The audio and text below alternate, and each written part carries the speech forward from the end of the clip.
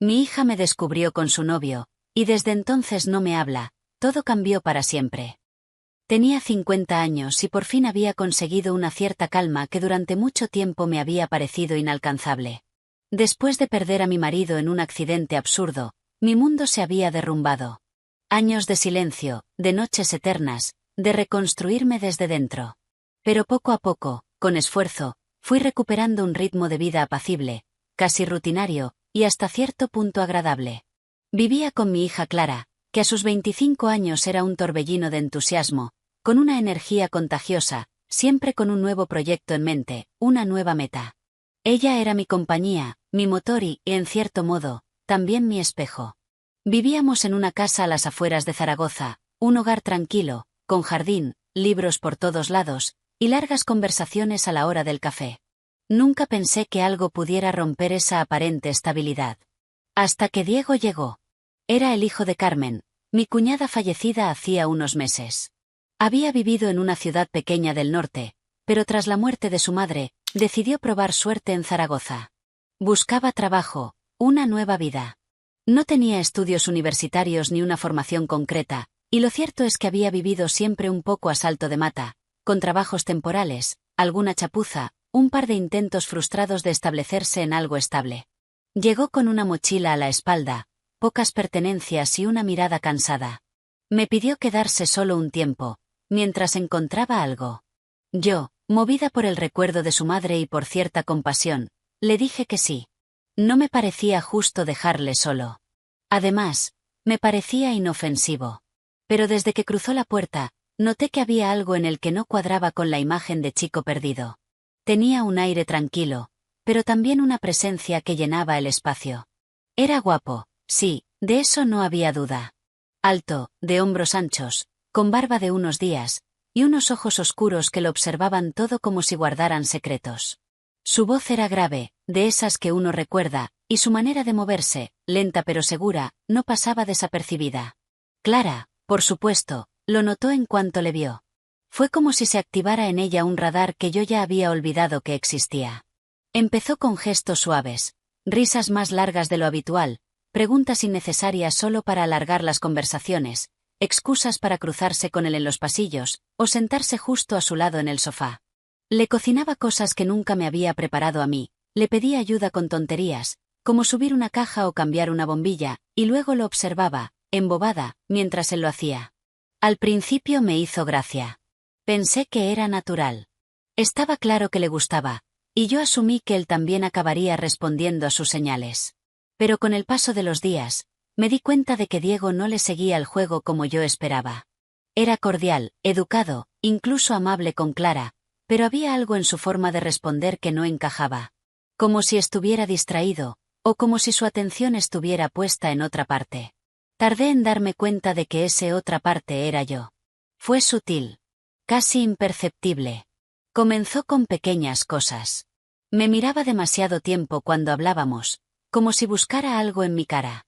Me escuchaba con una intensidad que me incomodaba, como si nada más existiera. A veces, cuando estábamos los tres en la misma habitación, yo podía sentir su mirada clavada en mí, incluso mientras hablaba con Clara. Me decía cosas que no tenían nada de inapropiado, pero el tono, la cadencia, me dejaban con el corazón latiendo más rápido de lo que quería admitir. Intenté apartar esos pensamientos. Me sentía ridícula. ¿Cómo podía pensar que un hombre mucho más joven que yo pudiera estar interesándose en algo más que una figura maternal? Pero mi cuerpo no entendía de lógica. Cada vez que él se acercaba, algo se agitaba en mí. Me sentía viva. Nerviosa. Confundida. Las cenas empezaron a convertirse en pequeñas obras de teatro. Clara, ilusionada, le dedicaba toda su atención. Yo intentaba mantener la compostura, evitar sus ojos, fingir normalidad. Pero había una tensión entre Diego y yo que se podía cortar con un cuchillo. A veces nuestras manos se rozaban al pasarle la sal o al recoger los platos, y ese contacto mínimo me dejaba ardiendo por dentro. Una noche, después de una fiesta, Clara y Diego volvieron a casa entre risas. Yo estaba en el salón, fingiendo leer.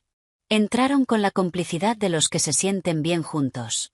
Ella se dejó caer en el sofá, él junto a ella, y cuando apoyó la cabeza en su hombro, sentí una punzada. Quise apartar la mirada. No lo conseguí. Me obligué a sonreír, a hacer como si no pasara nada. Pero dentro de mí, el suelo comenzaba a agrietarse. Aquella noche no dormí. Estuve dándole vueltas hasta el amanecer. No podía entender lo que me pasaba. Lo que sentía era una mezcla de deseo, culpa y rabia. Intenté convencerme de que no era real, que solo estaba proyectando. Pero él también me buscaba. Lo sabía. Lo veía en sus ojos. En los silencios. En las veces que me encontraba en la cocina de madrugada y se quedaba conmigo, sin decir gran cosa, solo en mi compañía. Un par de noches después, salí al jardín. Necesitaba aire, huir del calor que me oprimía el pecho. Era una noche sin luna, con el cielo cubierto. Me senté en una de las sillas, respirando hondo. Oí pasos. No me giré. Ya sabía quién era. ¿No puedes dormir?, preguntó Diego, suave. Negué con la cabeza. No contesté. Se acercó despacio, se quedó a mi lado sin decir nada durante unos segundos. Entonces me miró, y yo lo sentí. No deberías mirarme así, le dije, sin fuerza. ¿Y cómo tendría que mirarte?, susurró, tan cerca que me temblaron las manos. No supe responder. Cuando levantó la mano y me acarició la cara, me rendí. Fue como si todo el mundo desapareciera. El beso fue inevitable. Lento. Profundo. Devastador. A partir de ahí, lo nuestro se volvió un secreto palpitante, una llama que ardía en la penumbra del hogar que hasta entonces había sido mi refugio. Nos veíamos a escondidas, como dos adolescentes atrapados en un amor prohibido. De madrugada, cuando Clara ya dormía, yo salía de mi habitación con el corazón en la garganta, caminando descalza por el pasillo apenas iluminado por la luz del horno o la luna colándose por la ventana. Nos encontrábamos en la cocina, en el salón en penumbra, a veces incluso en el cuarto de invitados, donde él dormía. No hacíamos ruido. Todo era murmullo, roce contenido, suspiros sostenidos. Había en esos encuentros una mezcla de urgencia y reverencia, como si el mundo se desmoronara fuera de esas paredes y nosotros solo tuviésemos ese instante para existir. No fue algo carnal, o al menos no solo. Era ternura, complicidad, una necesidad íntima de sentirnos vivos en medio del vacío. Yo sabía que estaba traicionando a mi hija. Clara seguía ilusionada, convencida de que Diego poco a poco iba cayendo en sus encantos. Me hablaba de él con brillo en los ojos, con esa emoción con la que una hija habla de alguien a quien cree estar conquistando. Y yo, cada vez que la escuchaba, sentía que se me quebraba algo por dentro. Quería decírselo. Quería, por momentos, parar aquello. Pero entonces, Diego me miraba, me tomaba la mano en la oscuridad de una habitación silenciosa, y yo caía de nuevo. Era como vivir en un limbo. Durante el día, actuábamos con normalidad. Compartíamos comidas, risas forzadas, comentarios triviales. Por la noche, en cambio, el silencio hablaba por nosotros. Los relojes parecían detenerse, y cada gesto, cada roce de piel accidental, cobraba un significado que nos dejaba sin aliento. Recuerdo una noche en particular. Llovía. Clara había salido con unas amigas. Diego y yo nos refugiamos en el salón, frente a la chimenea encendida. Nos sentamos en el suelo, con una manta compartida, y hablamos durante horas. De su madre, de mi marido, de lo que habíamos perdido cada uno. No nos tocamos apenas esa vez. Pero fue, curiosamente, una de las noches más íntimas. Me miró a los ojos de una forma que nadie me había mirado en años. Sin juicio. Sin miedo. Como si en mí aún quedara algo digno de ser amado. Pero la calma no dura cuando se edifica sobre mentiras. Y la nuestra se vino abajo de la forma más brutal. Fue una noche cualquiera, o eso parecía. Clara había vuelto antes de lo previsto. Nosotros no lo sabíamos. Estábamos en mi habitación. Yo me sentía segura, protegida por la oscuridad y la rutina, confiada en que Clara seguiría en la calle por unas horas más. Diego y yo hablábamos en voz baja. Él me acariciaba el pelo, yo apoyaba la cabeza en su pecho. Estábamos tan absortos el uno en el otro que no oímos la puerta del portal. Ni sus pasos en el pasillo. Ni el chirrido leve de la puerta al abrirse. Solo la oímos cuando ya estaba allí. De pie. Mirándonos. La expresión en su rostro era algo que nunca voy a poder olvidar. ¿Qué estáis haciendo? Balbuceó al principio, como si no entendiera lo que veía, como si su mente se negara a procesarlo. Yo me incorporé de golpe. El corazón me latía tan fuerte que pensé que iba a vomitar. Diego también se levantó, atónito, con el rostro desencajado. Clara, espera, intenté decir algo, cualquier cosa. Pero no había palabras posibles. ¿Estás de broma? Gritó entonces, y su voz se quebró en 1000 pedazos. ¿Tú? ¿Con mi madre? ¿Os estáis riendo de mí? ¿Era esto lo que hacíais mientras yo os hablaba de él como una idiota? Me estabais escuchando los dos. Lloraba. Pero no eran lágrimas silenciosas. Eran de esas que nacen del alma, de la traición más cruda.